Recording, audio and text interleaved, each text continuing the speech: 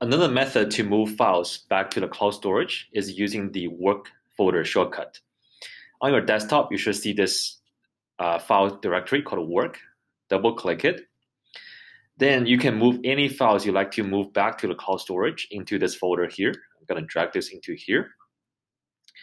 Once you do so, you can go back to your desktop setting page. And down below, you should see a button called Sync File. Click on it. Then it will detect any new files being added into this work folder. And you can click the Sync File icon here.